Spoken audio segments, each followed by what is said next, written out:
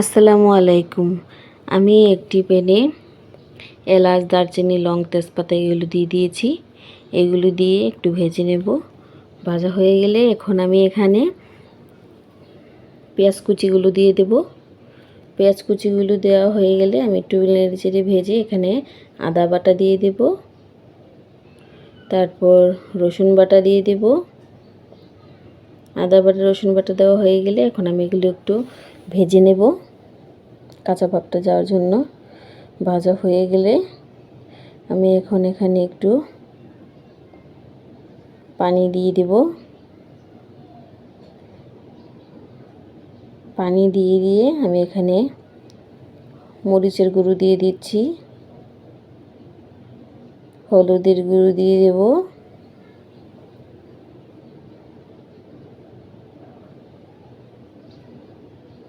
ধনিয়ার গুঁড়ো দিয়ে দেব।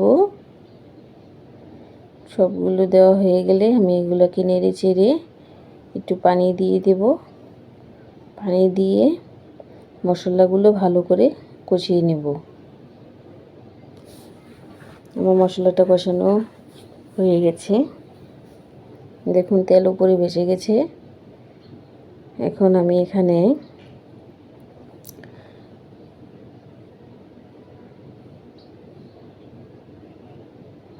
ভালো করে একটু কষিয়ে নিলাম।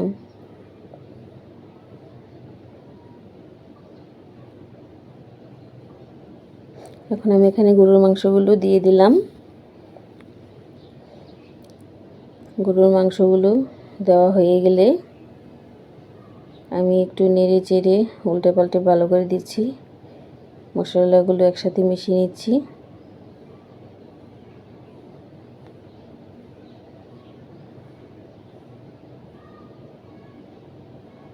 তারপরে এটাকে আমি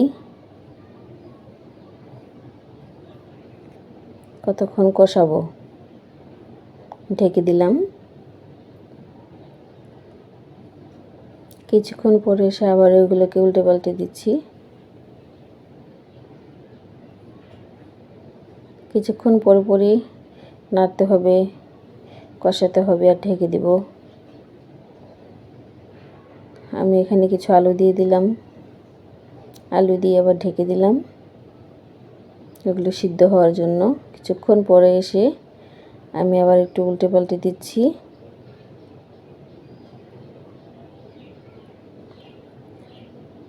নাহলে আলুগুলো তো মিশবে না, নিচে যাবে না।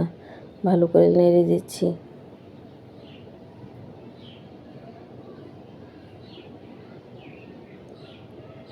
তারপর আমি আবার এগুলোকে ঢেকে দিব। কিছুক্ষণ পরে আবার এসে আমি এগুলোকে নেড়ে দিচ্ছি।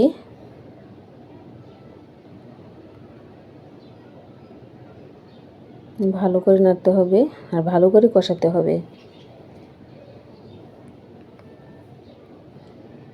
এখন আমি এগুলোকে আবার একটু ঢেকে দেব।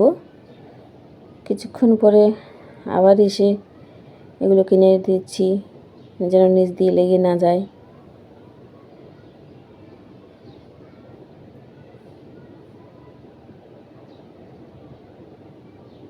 এখন আমি এখানে ঝোলের পানি দিয়ে দেব।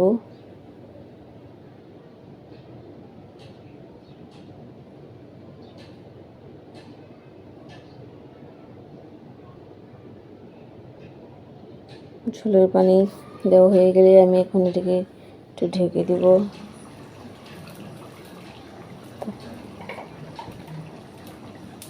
কিছুক্ষণ পরে এসে দেখুন আমার তরকারিগুলো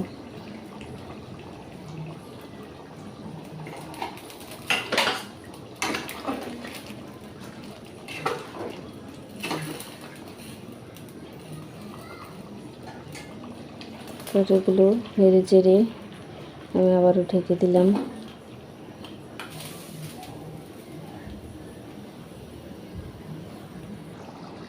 কিছুক্ষণ পরে এসে দেখুন আমার তরকারির কালারটা কেমন হয়েছে। আমার তরকারির কালারটা কেমন হয়েছে, আমার তরকারিটা রান্না প্রায় হয়ে গেছে।